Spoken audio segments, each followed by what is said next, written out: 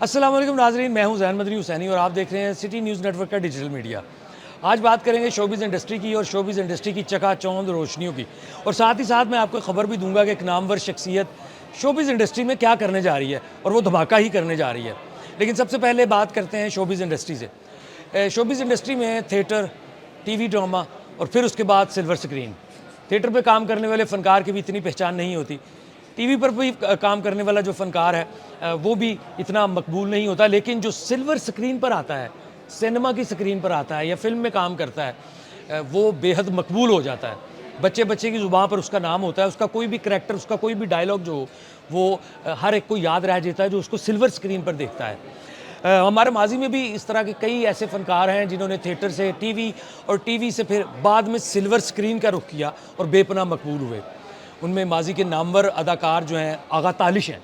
आगा तालिश भी पहले टीवी पर काम करते थे, फिर उन्होंने ड्रामों में काम किया, फिर उसके बाद वो सिल्वर स्क्रीन पर आए। उसके अलावा भी कई नाम हैं। आलिम लोहार साहब का नाम लूँ मैं, अगर अताउल्लाह ईसा खान खैलवी साहब का जो है वो नाम लूँ, आरिफ लोहार साहब का नाम लूँ, और उसके अलावा भी कई ऐसे हमारे आर्टिस्ट हैं जो कि थिएटर से फिर टीवी और टीवी से फिर जो है वो सिल्वर स्क्रीन पर आए। अच्छा, सिल्वर स्क्रीन की जो मकबूलियत है, सिल्वर स्क्रीन की जो चकाचौंध रोशनियाँ हैं ना, मैं इसको रंगीन दुनिया का नाम दूंगा। इसे रंगीन दुनिया में जब भी कोई आ जाता है उसका फिर वापस जाने को दिल नहीं करता। पहले आर्टिस्ट जो है वो थिएटर से टीवी से फिर सिल्वर स्क्रीन पर आता था। अब दौर है जदीद, अब दौर है मोबाइल एप्लीकेशंस का, अब दौर है अमेज़ॉन का, नेटफ्लिक्स का, और अब दौर है ऐसी ऐसी मोबाइल एप्लीकेशंस का कि आप अपना टैलेंट जो है वहाँ दिखा सकते हैं। और ऐसे ही टैलेंट की एक वेबसाइट है, मोबाइल एप्लीकेशन है, उसका नाम है टिकटॉक। और हमारे कई टिकटॉकर्स ने जो है वो पहले टीवी पे काम किया, टीवी कमर्शियल्स की, टीवी एड्स किए, लेकिन फिर उनको क्रेज़ हुआ सिल्वर स्क्रीन का और वो सिल्वर स्क्रीन पर आए। लेकिन बदकिस्मती से कोई भी टिकटॉकर फ़िलहाल जो है वो सिल्वर स्क्रीन पर कामयाब नहीं हो सका। उसकी सबसे बड़ी मिसाल मैं आपको दूंगा जन्नत मिर्ज़ा, जो इस वक्त पाकिस्तान की सबसे मकबूल और टॉप ट्रेंड पे आने वाली पाकिस्तान के लिहाज से जो है वो टिकटॉकर हैं। मिलियंस में जो हैं वो उनके फॉलोअर्स हैं, मिलियंस में उनके फॉलोअर्स जो हैं वो उनको जो है उनकी हर वीडियो को जो है वो लाइक करते हैं, शेयर करते हैं, जिसकी वजह से उनकी मकबूलियत में काफ़ी इजाफा हुआ और वो टिकटॉक से शोबिज़ में जो है वो आ गई। शोबिज़ में आके टीवी कमर्शियल्स करना शुरू कर दिया। टीवी ड्रामों की भी उनको एक दो ऑफ़र्स हुई, लेकिन वो नहीं कर सकी क्योंकि उनके बैरून मुल्क के दौरे जो हैं वो बहुत होते हैं। बिल आखिर उन्होंने चंद साल कबल हिदायतकार सैयद नूर ने, जिन्हें पाकिस्तान फिल्म इंडस्ट्री का शोमैन कहा जाता है, सैयद नूर ने जो है उनको अपनी फ़िल्म तेरे बाजरे दी राखी में कास्ट किया, लेकिन वो कामयाब नहीं हो सकी और उनकी फ़िल्म जो है वो बुरी तरह से फ्लॉप हुई। इसी तरह एक टिकटॉकर है रुमैसा खान।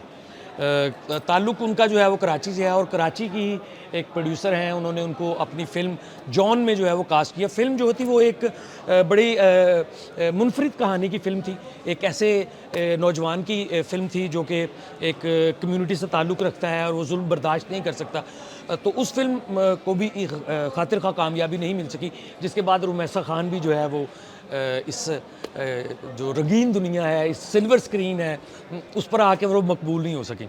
लेकिन मैं अब जो आपको असल बात बताने जा रहा हूँ कि एक और बड़े मारूफ टिकटॉकर हैं, यूट्यूबर हैं, बहुत मकबूल भी हैं, बहुत पैसा भी है उनके पास, और सबसे बड़ी बात स्कैंडलाइज्ड भी हो चुके हैं, उन पे केस भी हो चुके हैं। और बकौल उनके, क्योंकि मैं उनकी अक्सर वीडियोस देखता रहता हूँ, कि वो कहते हैं कि मेरे मुखालफिन बहुत हो गए हैं, मुझे सियासी पार्टी जो है वो सपोर्ट नहीं कर रही, मुझे फ़लाँ सियासी पार्टी जो है वो मेरे ख़िलाफ़ जो है वो प्रोपेगेंडा कर रही है। हालांकि मेरा नहीं ख्याल, सिर्फ फैमिली व्लॉग्स इन्होंने किए होंगे या अपने दोस्तों के साथ कभी किसी को मजाक का निशाना बना दिया, कभी किसी को मजाक का निशाना बना दिया। लेकिन पता नहीं कैसा दौर है कि आजकल मजाक में भी की हुई जो वीडियोस हैं या की हुई अपना हरकत व सकनात है, वो हमारे जेन ज़ी को बहुत पसंद है और जेन ज़ी में वो बहुत ज़्यादा मकबूल है। और उनका नाम है रजब भट्ट, और रजब भट्ट को भी शौक़ पड़ गया है सिल्वर स्क्रीन पे आने का। और ये पता नहीं अब वो अपने जो स्कैंडल हैं उनको ख़त्म करने के लिए या स्कैंडल्स बनने की वजह से, केसेस बनने की वजह से जो उनका एक इमेज था पॉजिटिव, वो नेगेटिव हो गया हुआ है। कई फॉलोअर्स जो हैं उन्होंने उनको अनफॉलो कर दिया हुआ है। तो अब नाजरीन आपको खबर बताता चलूँ कि रजब भट्ट भी फिल्म बना रहे हैं और उस फिल्म का नाम ही रजब भट्ट है। कोशिश तो उन्होंने बड़ी की है कि इस फिल्म की खबर कहीं लीक ना हो, क्योंकि जी हम ही इसका कंटेंट बनाएं, कोई आके कवर ना करे इसको, हम ही इसकी वीडियोस बनाएं। और काफ़ी पैसा लग रहा है, क्योंकि पैसा उनके पास भी है, लेकिन उनके पास पैसा है तो एक और आपको खबर देता चलूँ कि एक बहुत बड़ी मोटर्स कंपनी जो है, गाड़ियों की कंपनी, वो इस फिल्म को बाकायदा स्पॉन्सर कर रही है। और स्पॉन्सर करने के साथ साथ इस फिल्म में बड़ी बड़ी गाड़ियाँ, बड़ी बड़ी jeeps, four wheelers, heavy bikes, वो जो हैं वो इस फिल्म में जो है वो दिखाई जाएंगी। फिल्म की शूटिंग का आगाज़ हो गया है और फिल्म अब तक जो है मेरा ख्याल है 20 से 25% तक जो है वो मुकम्मल हो गई है। उसमें रजब भट्ट के अपने जो दोस्त हैं, जो हैदर है, मान डोगर है, कोई एक दो और हैं, वो भी साथ उनके हैं। और कोई इंटरनेशनल ब्रांड्स हैं, उनका भी उन्होंने स्पॉन्सर लिया है। फ़िल्म में जो हीरोइन का जो किरदार अदा कर रही हैं, वो नामवर मॉडल अदाकारा हैं किंज़ा हाशमी, वो जो हैं इसमें हीरोइन है।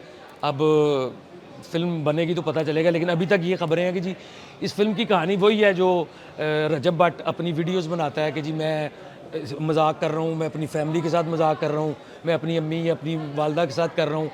ठीक है, सिचुएशंस उन्होंने बनाई होंगी। और हाँ, एक और ख़बर कि इस फिल्म को जो डायरेक्ट कर रहे हैं वो पाकिस्तान फिल्म इंडस्ट्री के Namvar DOP, director of photography, और उसके साथ साथ वो बड़े अच्छे फिल्म डायरेक्टर भी हैं। सल्तनत उन्होंने डायरेक्ट की, भाई लोग एक फ़िल्म थी पाकिस्तान की, बड़ी अच्छी फ़िल्म थी। उस फिल्म के जो प्रोड्यूसर थे वो चौधरी कामरान एजाज़, अपना फिर और भी 2-3 लोग थे, जिनमें मैं अगर नाम लूँ तो असलम भट्टी का नाम मैं लूँगा, इंतकाल कर गए हैं। असलम भट्टी एक मारूफ शख्सियत थे, बॉलीवुड इंडस्ट्री में भी उनका नाम का डंका बजता था। अक्सर अगर आपने गाने सुने हो ना बॉलीवुड में, असलम भाई, तो वो वही असलम भाई थे, असलम भट्टी जिन्हें कहा जाता है। तो जो भाई लोग फिल्म बनाई वो फैसल बुखारी ने बनाई, और सल्तनत बनाई। उसके अलावा ब्लाइंड लव एक फ़िल्म थी, वो भी फैसल बुखारी साहब ने शूट भी की, बनाया भी उसको। तो इस फिल्म को जो रजब भट्ट की फ़िल्म है, इस फिल्म को भी डायरेक्शन जो दे रहे हैं, जो डायरेक्ट कर रहे हैं, इसके डीओपी जो हैं वो सैयद फैसल बुखारी हैं। अब इस फिल्म की जो अक्सबंदी है वो कुछ पाकिस्तान में की जाएगी, कुछ बैंकॉक में की जाएगी, कुछ दुबई में की जाएगी। और फिल्म जल्द ही जो है वो मुकम्मल होकर सिनेमा घरों की जीनत बनेगी।